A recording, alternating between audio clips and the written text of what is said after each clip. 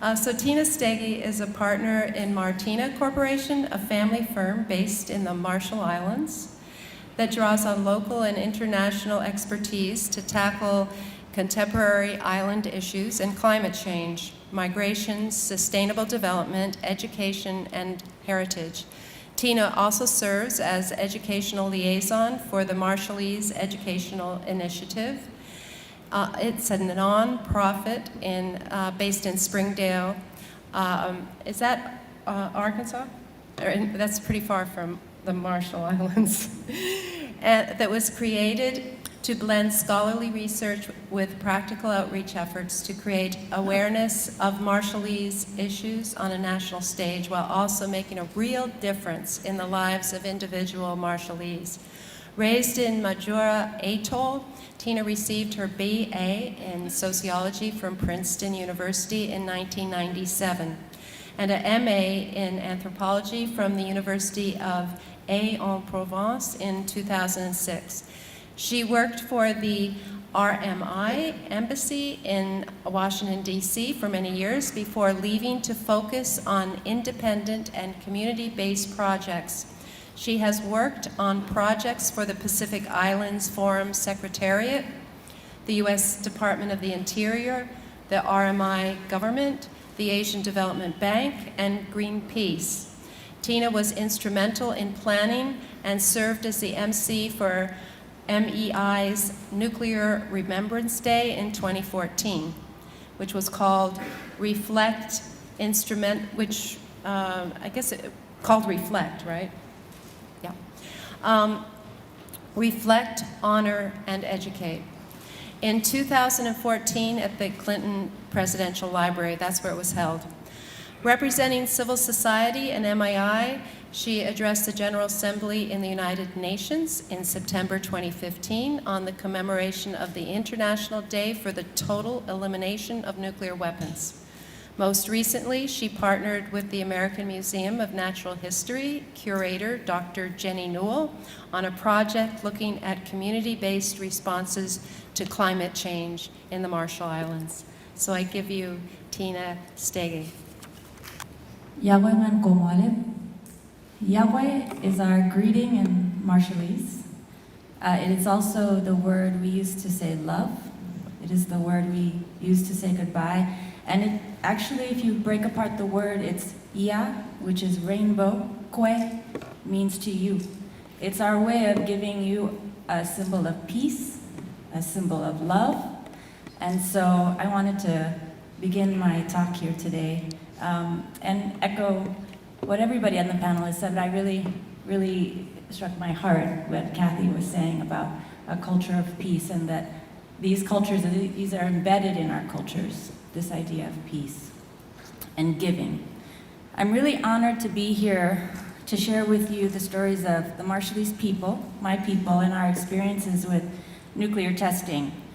Over 70 years ago now, the United States government conducted the first of what would be 67 nuclear tests in my country. The impact of those tests, in particular Bravo, the Bravo shot that many of you may have heard of, was both violent and immediate.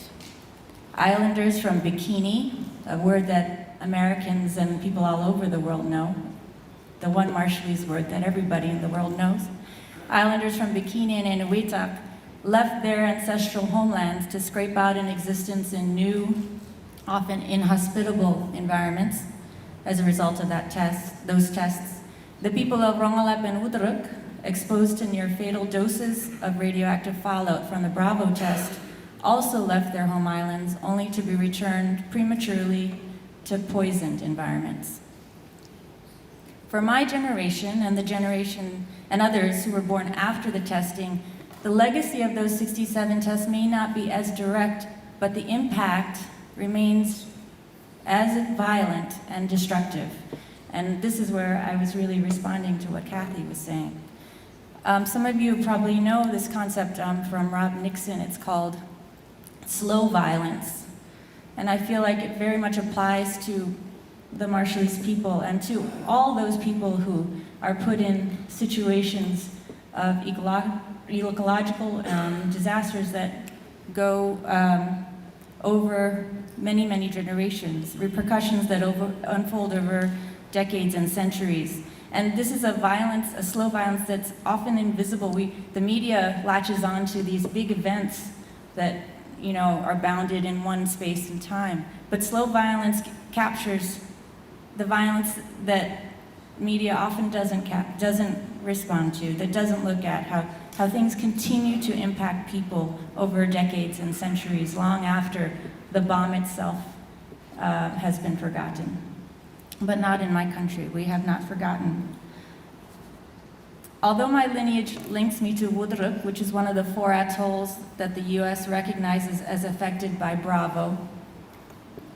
And by the way, of the 67 tests, the US only recognizes that one, in fact, affected the health of the people in the Marshall Islands, and that was Bravo.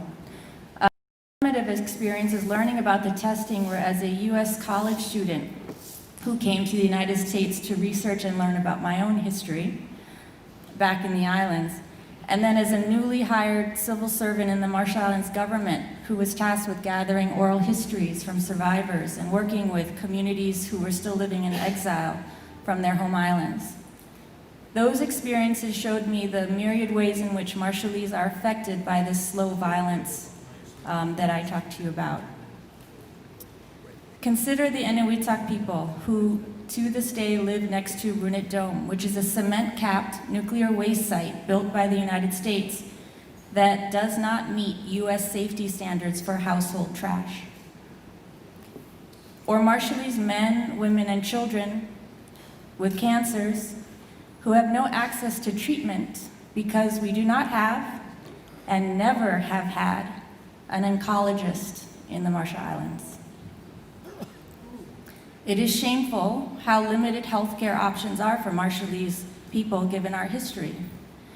The Department of Energy provides medical care to people from Rongelap and Utrecht that they recognize as being exposed to fallout from the Bravo test.